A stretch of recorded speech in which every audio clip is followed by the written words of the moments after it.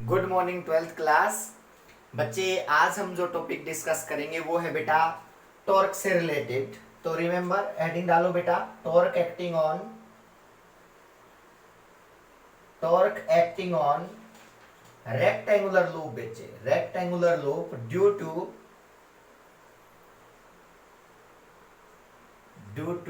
External magnetic field uniform होना चाहिए बेटा। प्लस टू क्लास में नॉन यूनिफॉर्म का कॉन्सेप्ट नहीं है बेटा, यूनिफॉर्म एक्सटर्नल मैग्नेटिक फील्ड बेटा समझना। बेटा मैंने आप लोगों को एक चीज बताई है कि कोई भी करंट कैरिंग वायर अगर मैग्नेटिक फील्ड में रख दी जाए तो वो मैग्नेटिक फील्ड उस करंट कैरिंग वायर के ऊपर फोर्स लगाता है और फोर्स होता है बिल साइन थीटा। क्या होता है? Bill sine theta. बेटा याद रखना, जहां फोर्स आएगा वहां टॉर्क भी आ सकता है। टॉर्क होता है रोटेट करवाने के लिए, यानी कि जो काम लीनियर मोशन में फोर्स करता है ना, और रोटेट करवाने में कौन कौन करता है बताओ? टॉर्क करता है। तो जैसा कॉन्सेप्ट हम लीनियर मोशन में पढ़ते हो वैसी चीज रोटेशन में भी तो आ सकती है। अब देखो बेटा, टॉर्क आप लोग 11th क्लास में पढ़ चुके हो बेटा, टॉर्क क्या होता है ये बातें साथ साथ मैं आपको बताता रहूंगा, ठीक है बेटा। तो सबसे पहले क्या है बेटा, मान लिया टॉर्क निकालना है एक रेक्टेंगुलर लूप के ऊपर due to external magnetic field. मतलब एक रेक्टेंगुलर लूप रखेंगे, उसके ऊपर मैग्नेटिक फील्ड अप्लाई करेंगे और फिर हम ये चेक करेंगे कि वो रोटेट करता है या नहीं करता है। अगर रोटेट करता है ना बेटा तो वो टॉर्क की वैल्यू हम निकाल लेंगे बेटा। तो सुनना बिल्कुल बड़ा इंटरेस्टिंग है। मान लिया बेटा मेरे पास एक रेक्टेंगुलर लूप है,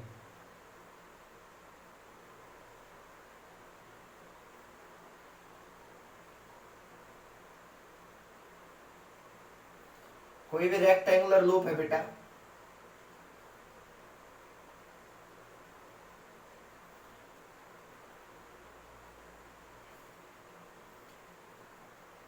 ये रेक्टेंगुलर लूप है बेटा, ये किसी एंगल के ऊपर है, किसी एंगल के ऊपर है बेटा। मैंने क्या किया, इसके ऊपर मैग्नेटिक फील्ड अप्लाई कर दिया बेटा, यूनिफॉर्म मैग्नेटिक फील्ड अप्लाई कर दिया। डायरेक्शन देखो बेटा, ये मैग्नेटिक फील्ड की, इसके ऊपर मैंने यूनिफॉर्म मैग्नेटिक फील्ड अप्लाई कर दिया, ठीक है। अब सुनना बेटा, ये मैग्नेटिक फील्ड यूनिफॉर्म है क्योंकि इनके बीच में जो लाइनें है बेटा उनका गैप क्या है बताओ? सेम। तो इसका मतलब ये बिल्कुल सही है, ये यूनिफॉर्म फील्ड अप्लाई कर दिया। अब देखो बेटा, मान लिया ये, अब देखो ये मैग्नेटिक फील्ड बी है बेटा, बी स्ट्रेंथ का है। इसके अंदर एक लूप रखा है बेटा, देखो बी, इसके अंदर एक लूप रखा है ए सी ई एफ। दे ध्यान से देखना बेटा, ये एक लूप रख दिया और उसके ऊपर मैग्नेटिक फील्ड अप्लाई कर दिया बेटा। तो इसके अंदर मैंने करंट मूव करवा रखा है। मान लिया बेटा करंट कैरिंग है ना, तो क्योंकि जो टॉर्क लगेगा वो फोर्स के बिना तो लग नहीं सकता बेटा। फोर्स कब लगता है? फोर्स तब लगता है जब करंट कैरिंग वायर को किसी मैग्नेटिक फील्ड में रखते हो तो इसका मतलब ये चीज क्या है बताओ? इस लूप में करंट देना जरूरी है। तो इसका मतलब मैंने इसको करंट दिया बेटा, ध्यान से देखना। कोई भी डायरेक्शन दो बेटा, ये डायरेक्शन करंट की, आई करंट है बेटा, जो इस लूप में मूव कर रहा है आई करंट है, देखो आई करंट है। अब बात ये आती है कि ये मैग्नेटिक फील्ड इस करंट कैरिंग लूप के ऊपर क्या लगाएगा बताओ? फोर्स लगाएगा। आओ चेक करते हैं अलग अलग डायरेक्शन। तो हम जानते हैं बेटा, ये लाइन लिखो बेटा, when A current carrying wire placed in the magnetic field, then a force acting on that wire due to given magnetic field। याद रखना बेटा, ये बात लास्ट टॉपिक में मैं बता चुका हूं। गिवन मैग्नेटिक फील्ड और जो एफ होता है ना, वो होता है बिल साइन थीटा। वो फोर्स कितना लगाता है? Bill sine theta. और ये थीटा किसके बीच का एंगल है? ये थीटा एंगल होता है बेटा आई और एल और बी के बीच के अंदर बेटा, एल क्रॉस बी लिखते हैं। ऑलवेज याद रखना, L cross B vector form होती है जो आपको डायरेक्शन बताएगी। एल की डायरेक्शन में अपनी फिंगर रखो, बी की डायरेक्शन में रोटेट कर दो, वो डायरेक्शन आ जाती है फोर्स की बेटा। तो bill sine theta, it is angle between length vector and magnetic field, और ये लेंथ वेक्टर उधर ही लेना होता है जिस डायरेक्शन में करंट जा रहा होता है बेटा। तो इसका मतलब आप लोगों के पास करंट के डायरेक्शन सारी चीजें हैं।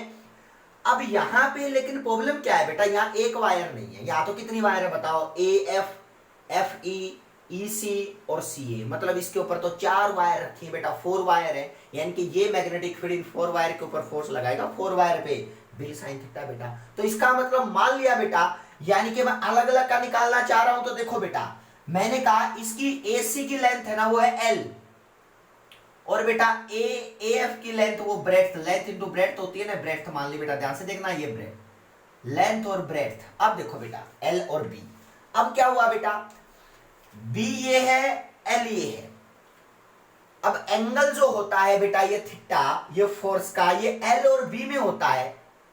तो चेक करो बेटा, एल ऊपर बी इधर, तो इसका मतलब यहां पे तो एंगल ए सी की वजह से और एफ ई की वजह से तो एंगल 90 डिग्री बन रहा है, चाहे चेक कर लो बेटा, एल और बी में एंगल 90 डिग्री बनेगा, देखो एल और बी में बेटा ये 90 डिग्री। लेकिन बेटा जो वायर ए एफ है ना बेटा, ए एफ वायर है, ये कुछ टिल्ड है बेटा, ये लूप थोड़ा सा टिल्ड है, तो इसका मतलब ये एल और बी में कुछ एंगल बनेगा, मान लिया वो एंगल थीटा है, ध्यान से देखना बेटा वो एंगल थीटा है।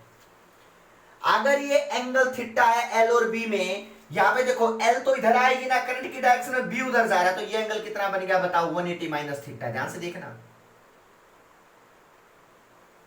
इसका मतलब ये एल और बी में 180 माइनस थीटा है, तो इसका मतलब क्या, सुना बेटा, ये मैं 4 जो मेरे पास आर्म आ चुकी है इनके ऊपर, पहले फॉर्मूला लगाओ बिल वाला बेटा, तो देखते हैं फोर्स क्या क्या लगेगा। देखो बेटा force acting on A B बेटा, force acting on A B wire, देखो बेटा इसके यहां से लेना ए सॉरी ए एफ बेटा, ए एफ वायर कितना होगा, वही bill sine theta, bill sine theta, देखो बेटा बिल साइन थीटा, तो देखो फोर्स उसका नाम मैंने बोल दिया ए एफ बेटा, जो ए एफ पे लगेगा फोर्स वो हो गया BIL, B magnetic field, I current बेटा जो आ रहा है इसके अंदर आई करंट है, ये आई करंट बेटा, एल कितना है, एल बी है बेटा, तो ये बी हो गया बी आई, ये स्मॉल बी बेटा ब्रेड्थ, एल है ना, तो लेंथ तो इसकी बी दे रखी है बेटा। अब एंगल थीटा है तो इसका मतलब साइन थीटा, ध्यान से देखना बेटा ये साइन थीटा, ये लगेगा फोर्स बेटा, और ये फोर्स का मैग्नीट्यूड आ चुका ए एफ के ऊपर जो लगाएगा मैग्नेटिक फील्ड। अब बात करते हैं सर डायरेक्शन की, देखो बेटा डायरेक्शन बताएगा क्रॉस प्रोडक्ट बेटा, एल क्रॉस बी, देखो एल इधर जा रहा है, बी ऊपर है, एल क्रॉस बी, अगर एल को बी की डायरेक्शन में रोटेट करोगे तो बेटा ऐसी सिचुएशन है, देखो बेटा बी उधर है, ध्यान से देखना बेटा, ये बी तो इधर है बेटा, एल नीचे है, तो मैंने क्या कहा L cross B, L cross B जब करोगे, देखो ये मैग्नेटिक फील्ड तो ऐसे जा रहा है ना, लूप ऐसे है, तो एल क्रॉस बी जब करोगे तो थंब किधर गया बताओ, ऊपर एल क्रॉस बी, ये क्या है बताओ, जिसमें करंट जा रहा है बेटा, देखो ये करंट जा रहा है, ये ए एफ है बेटा, ये क्या है बताओ बी, देखो बी जा रहा है, तो L cross B, L cross B, तो थंब किधर गया बताओ ऊपर, तो इसका मतलब ये फोर्स की डायरेक्शन यहां से ऊपर की डायरेक्शन में आएगी बेटा, ये फोर्स की डायरेक्शन पता चल गई बेटा, वैल्यू पता चल गई, तो यहाँ पे एफ इसका नाम दे दो बेटा, एफ इंटू फोर्स किस पे लगाया बताओ, ए एफ पे लगाया, तो इसका मतलब ए एफ वाली आर्म के ऊपर बेटा, तो ये बन गया ए एफ। अब समझना बेटा ध्यान से, अब मैंने कहा कि सर एसी पे और बताओ, तो यहां अलग अलग करते चलो, फोर्स एक्टिंग ऑन एसी बेटा, क्योंकि जितनी भी वायर है ना सब पे फोर्स लगाएगा magnetic field, force acting on AC wire बेटा is equal to F into AC, देखो बेटा बिल बी आई, करंट तो सेम है, ये क्या है बताओ, लेंथ कितनी इसकी एल दे रखी है बेटा, एल, साइन थीटा, थीटा कितना 90 और साइन 90 कितना होता है 1, तो इसका मतलब साइन 90 इज इक्वल टू 1, तो इसका मतलब ये आ गया बिल बेटा, क्लियर है। अब डायरेक्शन देखते हैं, डायरेक्शन बेटा एल क्रॉस बी, देखो बेटा इसमें एल करंट की डायरेक्शन में, बी इधर क्या बताया था, L cross B, L cross B जब रोटेट करोगे तो बताओ थंब किधर गया बताओ, बोर्ड के अंदर जा रहा है, देखो बेटा एल क्रॉस बी, ये एल को बी की डायरेक्शन में रोटेट करो, थंब जिधर जाएगा वो नेट वैल्यू बताएगा जो फोर्स है बेटा, तो इसका मतलब फोर्स किधर लगा इसके ऊपर, इसका मतलब इस पॉइंट के ऊपर, जो फोर्स लगेगा उसकी डायरेक्शन इनवर्ड जाएगी। तो मैंने बेटा क्रॉस का साइन लगा दिया, तो याद रखना यहाँ पे भी क्रॉस का साइन लगा दो बेटा, पता चल जाए कि ये फोर्स बोर्ड के अंदर जा रहा है बेटा। समझ में आई बात, इनवर्ड डायरेक्शन में। अब बात करते हैं ईसी के ऊपर, करंट इधर, तो इसका मतलब यहाँ पे सबसे पहले बात करते हैं force acting on EC wire बेटा। हर किसी के अलग अलग डील करेंगे बेटा। देखो force acting on EC wire, हर क्योंकि 4 वायर से बना है बेटा रेक्टेंगुलर। तो अब देखो बेटा बी उधर, एल इधर, क्योंकि करंट इधर है ना, एल को हमेशा करंट की डायरेक्शन में लेते हो बेटा। तो सबसे पहले तो लिखो बिल साइन थीटा बेटा, बिल साइन थीटा। अब बात करते हैं थीटा क्या है, एल और बी में जो एंगल है बेटा वो तो 180 माइनस थीटा है। तो इसका मतलब क्या होगा बेटा, यहाँ पे वैल्यू आ गई बेटा 180 माइनस थीटा पुट करोगे ना तो माइनस साइन थीटा, तो माइनस में बिल बेटा, माइनस में बी आई एल, ध्यान से देखना बेटा, माइनस में बिल साइन थीटा। चेक कर लो बेटा, चाहे थीटा की जगह 180 माइनस थीटा पुट करोगे तो माइनस साइन थीटा और माइनस बिल साइन थीटा। इसका मतलब देखो बेटा ये रिजल्ट आया। तो देखो यानी कि ये नेगेटिव क्यों आया, क्योंकि 180 माइनस थीटा एंगल है बेटा, 180 माइनस थीटा है। तो इसका मतलब एल इधर है करंट की डायरेक्शन में, बी उधर है, तो 180 माइनस थीटा। तो 180 माइनस, अगर ये थीटा है तो ये भी तो थीटा हो गया, तो थीटा है बेटा। और ये 180 में से 180 माइनस ये क्या थीटा माइनस कर दिया तो क्या बचा 180 माइनस ए थीटा बेटा, तो यहां पुट कर दिया। अब बिल्कुल सही है सर। डायरेक्शन क्या है, देखो हर किसी की डायरेक्शन बता रहे हैं बेटा। ये अपवर्ड डायरेक्शन यहां नोट कर लेना, इसके लिए अपवर्ड डायरेक्शन के लिए ऐसे एरो बना दिया, अपवर्ड है, ये इनवर्ड है बेटा। अब इसका बताओ एल क्रॉस बी, एल ऐसे है बेटा, बी ऐसे है, चेक कर लो चाहे बेटा, बी ऐसे, ये सिचुएशन है ना। एल क्रॉस बी, बताओ जल्दी से किधर आएगी direction, L cross B, L cross B, L की डायरेक्शन में फिंगर रखो, बी की डायरेक्शन में रोटेट कर दो, एल क्रॉस बी, बताओ थंब किधर आया, एल क्रॉस बी, ध्यान से देखना बेटा नीचे। इसका मतलब एल क्रॉस बी, थंब नीचे, तो इसका मतलब इसके ऊपर फोर्स किधर लगेगा बताओ, नीचे लगेगा बेटा। चेक कर लेना बेटा, सीई के ऊपर लगा है तो फोर्स सीई बोल दो इसको बेटा, सीई, ये वैल्यू आ गई बेटा। यानी कि ये फोर्स लिख दो बेटा। इसी पे ये डायरेक्शन क्या आएगी बताओ, डाउनवर्ड। तो देखो बेटा डाउनवर्ड के लिए मैं एरो यूज कर दूं, ये वाला डाउनवर्ड एरो बेटा। अब समझते चलना बेटा। अब एक फोर्स और लगाना रहता है बेटा, वो कौन सा फोर्स है बताओ, वो फोर्स है बेटा एफ ई के ऊपर। तो बताओ force acting on, force acting on किसके ऊपर बताओ, एफ ई पे। आप खुद बता सकते हो। देखो बेटा बिल साइन थीटा, थीटा तो 90 डिग्री, तो बिल लिखो बी आई स्मॉल एल बेटा, लेंथ एल दे रखे ना स्मॉल एल, तो देखो बिल साइन 91। अब डायरेक्शन देखते हैं बेटा, वैल्यू तो ये आ गई, डायरेक्शन क्या होगी बताओ बिल की, एल नीचे मैग्नेटिक फील्ड उधर, एल को बी की डायरेक्शन में रोटेट करो बेटा, L cross B, L cross B, thumb किधर आया बताओ, एल क्रॉस बी, ध्यान से देखना बेटा, नीचे आई डीएल वेक्टर परपेंडिकुलर है तो एल क्रॉस बी करोगे तो थंब किधर आया बताओ, एल को बी की डायरेक्शन में रोटेट करवाओगे फिंगर तो थंब बाहर आया ना। तो मतलब यहाँ पे मैग्नेटिक फील्ड जो आएगा वो क्या आएगा बताओ, यहाँ पे मैग्नेटिक फील्ड आउटवर्ड आएगा। तो देखो बेटा यहाँ डॉट लगा दिया, और बेटा यहाँ पे मैंने ये डॉट लगा दिया, ये सिंबल आप समझ गए, ठीक है सर। अलग अलग मैंने ये पता चल गया कहाँ डॉट लगेगा कहाँ क्रॉस लगेगा बेटा। तो बस आपने ये बातें याद रखनी है। अब आगे बढ़ते हैं भाई, अब आगे बढ़ते हैं। देखो बेटा समझने की ट्राई करना मुश्किल नहीं है बिल्कुल भी बेटा, आप बता सकते हो। देखो भाई अब क्या सिचुएशन बनी है, अब जो सिचुएशन आई है, अब देखो ध्यान से बेटा, बड़े ध्यान से इस चीज को देखोगे तो आप लोगों को एक बिल्कुल क्लियर दिख जाएगा कि बेटा जितना फोर्स नीचे लग रहा है उतना फोर्स ऊपर लग रहा है बेटा।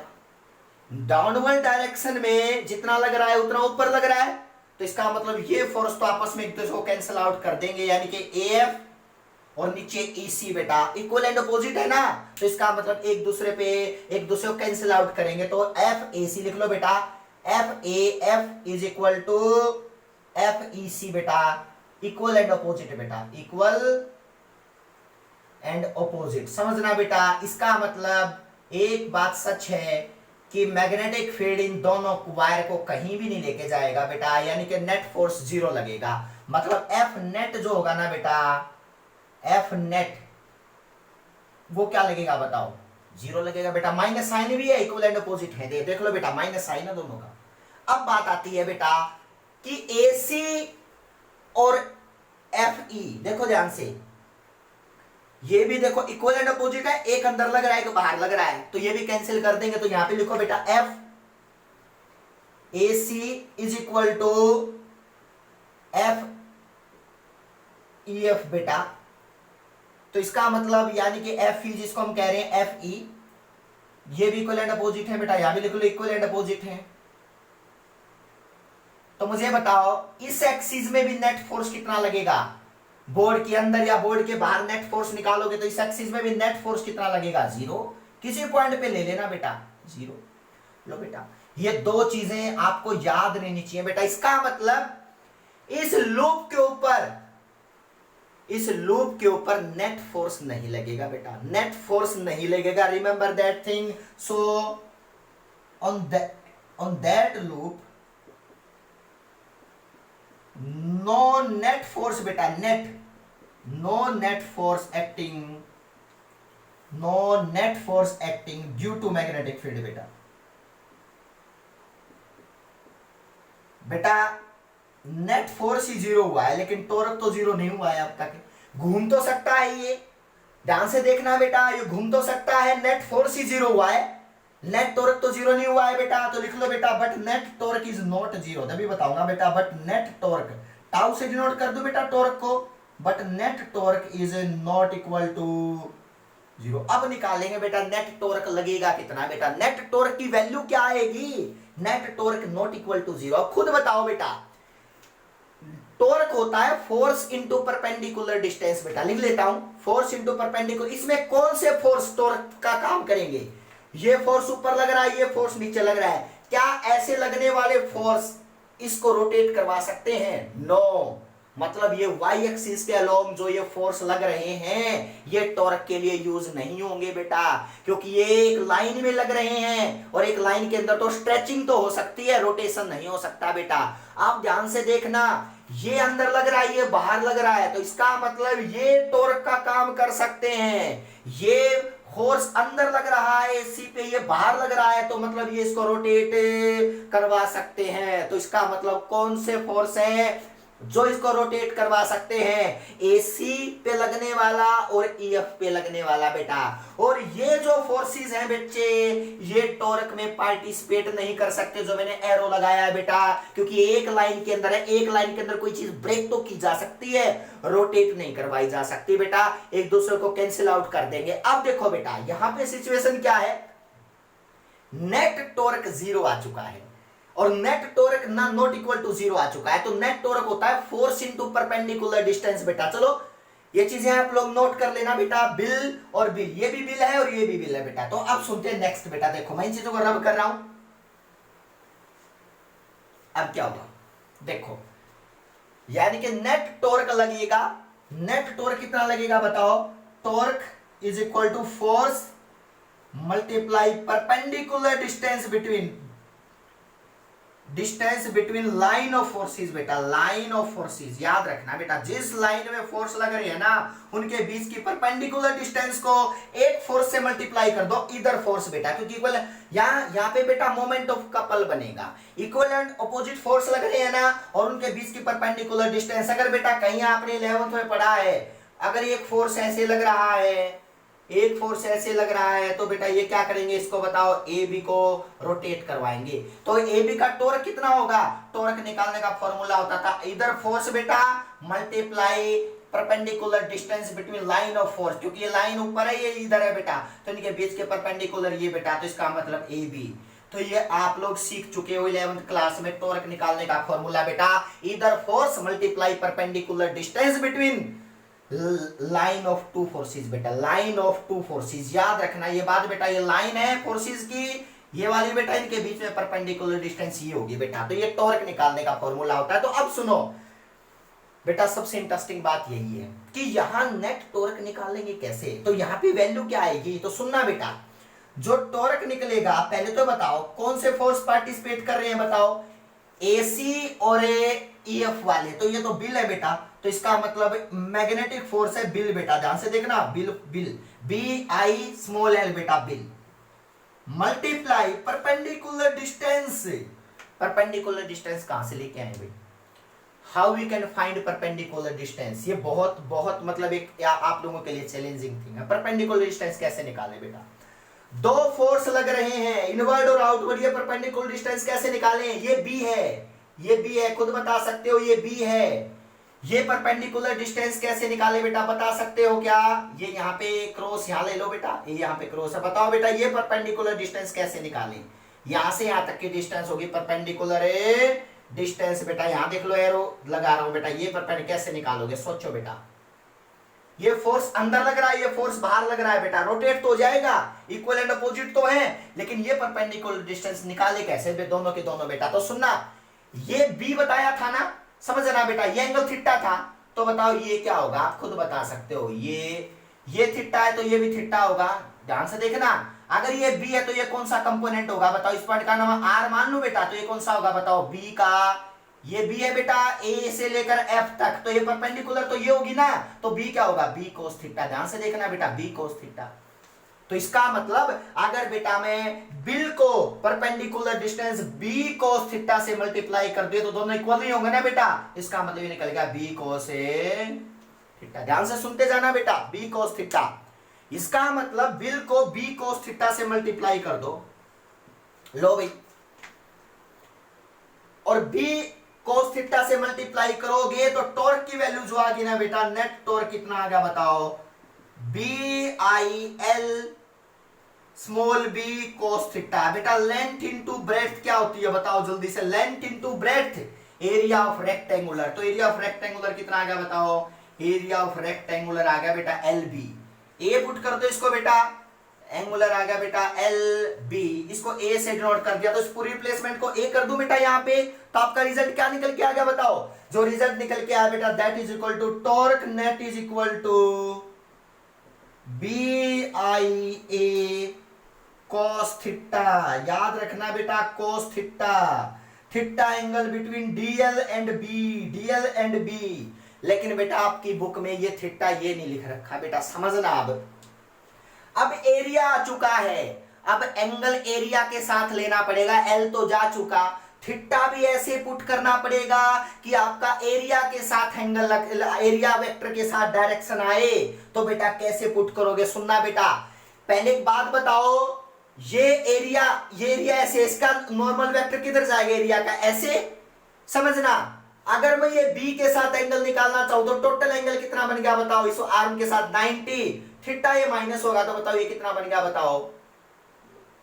समझने की ट्राई करो बेटा, मैंने एरिया के साथ एंगल लेना है, एल जा चुका है बेटा, अब ये थीटा तो एल और बी के बीच का एंगल है, एल है और बी के बीच का एंगल थीटा लेते हैं बेटा, लेकिन यहाँ तो थीटा तो एल तो है नहीं कहीं भी, तो एरिया आ चुका है, तो एरिया वेक्टर के साथ एंगल लेना पड़ेगा। अब देखो ये लूप का हमेशा परपेंडिकुलर डायरेक्शन में क्या होता है? Area vector. तो देखो बेटा इसका तो एरिया वेक्टर, ये लूप थोड़ा सा ऐसे है ना, तो एरिया वेक्टर तो ये ऐसे बनेगा बेटा, ध्यान से देखना, ऐसे बनेगा। अब मुझे बताओ, अगर मैं कहूं आपसे कि खुद बताओ बेटा, अगर बी और एरिया वेक्टर के साथ एंगल अल्फा मान लूं मैं बेटा, मान लिया इसका जो एरिया वेक्टर है ना, एरिया वेक्टर वो मैं यहां पे बेटा पर मतलब ऐसे डिनोट कर दूं, ये परपेंडिकुलर से बेटा, देखो ध्यान से, जो मैंने मार्कर लगाया है, ये मार्कर जो है ना बेटा, ये इसके परपेंडिकुलर है, ऐसे बेटा, मतलब मैं दिखा नहीं सकता, 3D है, ये ऐसे है बेटा, तो मैंने क्या किया, इसमें यहां पे दिखा दिया। अगर बेटा मैं कहूं कि ये एंगल अल्फा है, अल्फा होगा कितना? मान लिया एरिया वेक्टर के बीच में और मैग्नेटिक फील्ड के बीच में एंगल अल्फा मान लिया। सुनना बेटा, टोटल एंगल कितना है बताओ? 90 डिग्री। ये अल्फा है, तो थीटा की जगह अल्फा की रिप्लेसमेंट कैसे कर सकता हूं? खुद बताओ बेटा जल्दी से, थीटा प्लस अल्फा कितने डिग्री है बताओ? ये जल्दी से, ये इंपॉर्टेंट चीज बता रहा हूं बेटा, इसको समझना पड़ेगा, क्योंकि अब एल जा चुका है, अब एल का कोई रोल नहीं है बेटा, अब तो एरिया के साथ लेना पड़ेगा, और एरिया वेक्टर की डायरेक्शन क्या होती है बताओ? परपेंडिकुलर। मतलब ये ऐसे लूप है ना, तो इसका परपेंडिकुलर ऐसे बनेगा, चेक कर लो बेटा, ये थोड़ा सा टिल्ट है ना, ये बनेगा बेटा, मतलब इस डायरेक्शन में इसका वेक्टर जाएगा। तो मैंने कहा कि यहां तो दिखा नहीं सकता था बेटा, मैंने इस तरह से एन की डायरेक्शन ये दिखा दी बेटा। तो मुझे बताओ, थीटा प्लस अल्फा, अल्फा लिख लो बेटा, अल्फा मान लिया एंगल बिटवीन एरिया वेक्टर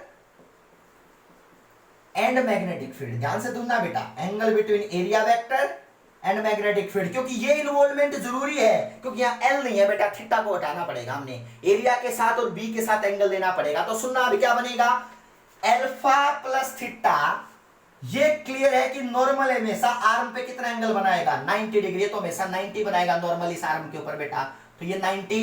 तो बताओ थीटा कितना आ गया, बताओ 90 माइनस अल्फा। अब इसको यहां रिप्लेस कर दो फॉर्मूले के अंदर, तो बताओ टॉर्क नेट की वैल्यू कितनी आई, बताना बेटा। नेट टॉर्क आया बेटा B I A cos 90 minus alpha. अब अल्फा अलग बन चुका है, alpha is angle between area vector and magnetic field बेटा, angle between area vector and magnetic field, वो एल और बी के बीच का एंगल था बेटा थीटा। तो मेरी रिस्पॉन्सिबिलिटी थी कि मैं उसको अल्फा के अंदर लेके आऊं बेटा, क्योंकि एल रहा नहीं फॉर्मूले के अंदर बेटा। तो अब सुनो यहाँ पे क्या बन गया बताओ, कोस 90 माइनस थीटा क्या होता है बताओ, साइन थीटा। तो क्या बन गया बताओ, B I A sine alpha बेटा। तो देखो बेटा ये टॉर्क का फॉर्मूला है जो इस रेक्टेंगुलर लूप पे लगेगा, B I A sine theta, B I A sine theta. A है एरिया ऑफ रेक्टेंगल बेटा, आई है करंट जो मूव कर रहा है इसके अंदर से, बी है जो मैग्नेटिक फील्ड अप्लाई कर रखा, अल्फा है angle between area vector and magnetic field, जो किससे डिनोट कर रखा है मैंने, अल्फा से डिनोट कर रखा है बेटा। तो आप चेक कर सकते हो, तो आप इस चीज को याद रखोगे बेटा। अब आगे बढ़ते हैं, देखो बेटा अगर टर्न्स जो है एन है, ये तो सिंगल टर्न था बेटा, अगर टर्न्स एन है ना तो क्या रिजल्ट बनेगा, सुनना बेटा। अगर टर्न्स आर एन, अगर ये एन टर्न होते बेटा रेक्टेंगल के, ये इस तरह से होते बहुत सारे टर्न बेटा, इसके ऊपर बहुत सारे वाउंडिंग होती, तो एक ऐसा बनता बेटा। तो if turns are N, if turns are N तो क्या बनेगा बताओ, ये फॉर्मूला क्या रिप्लेस हो जाएगा, एन से मल्टीप्लाई कर दो बेटा, तो टॉर्क जो नेट निकल के आएगा that is equal to N B I A sine alpha. ये वैल्यू कंप्लीट है बेटा, अगर एन टर्न दे रखे तो टॉर्क की वैल्यू ये लगेगी। अब डायरेक्शन कौन बताएगा, क्रॉस प्रोडक्ट, कौन बताएगा, क्रॉस प्रोडक्ट। और क्रॉस एंगल किसके बीच का लिया है बताओ, एरिया वेक्टर और बी का, तो बेटा उसके साथ क्रॉस प्रोडक्ट को रहने दो बेटा, एन आई को बाहर लो, A area vector multiply magnetic field. याद रखना बेटा, आज के बाद आप लोगों ने ये फॉर्मूला याद रखना है कि ये आप लोगों को जल्द रिजल्ट याद होना चाहिए, N B I A sine alpha, torque लगेगा बेटा, टॉर्क लगेगा। आप डायरेक्शन खुद बता सकते हो, एरिया वेक्टर बाहर, नेट डायरेक्शन बताना बेटा, एरिया वेक्टर बाहर बी इधर, तो नेट टॉर्क किधर लगेगा बताओ, इस डायरेक्शन में रोटेट करवाएगा। तो ए को ए की डायरेक्शन में फिंगर रखो, बी की डायरेक्शन में रोटेट करवा दो, एरिया वेक्टर की डायरेक्शन को बी की डायरेक्शन रोटेट करवा दो, नेट टॉर्क किधर लगेगा बताओ, अपवर्ड। मतलब ये डायरेक्शन है, एरिया वेक्टर ऐसे देखो बेटा ऐसे है इसका, और बी इधर जा रहा है, तो क्या लगेगा बताओ, यानी कि ए क्रॉस बी, बी उधर है, एरिया वेक्टर ऐसे आया है। आप बता सकते हो खुद बेटा एरिया वेक्टर, तो area vector into cross B तो कितना है बताओ, अपवर्ड। तो इसका मतलब नेट टॉर्क की डायरेक्शन इस डायरेक्शन में आई, तो आप नेट टॉर्क की डायरेक्शन में देख लो बेटा। तो आप कोई प्रॉब्लम नहीं है, जो रूल मैंने बताए हैं उन रूल को यूज करके नेट टॉर्क निकाल सकते हो बिना किसी कंफ्यूजन के। फॉर्मूला टिप्स पे होना चाहिए बेटा कि रेक्टेंगुलर कोयल के ऊपर टॉर्क लगेगा, नेट फोर्स तो जीरो लगेगा बेटा। तो ये बड़ा इंटरेस्टिंग सा कॉन्सेप्ट है बेटा, इसी को हम नेक्स्ट आगे बढ़ाएंगे। Thank you so much.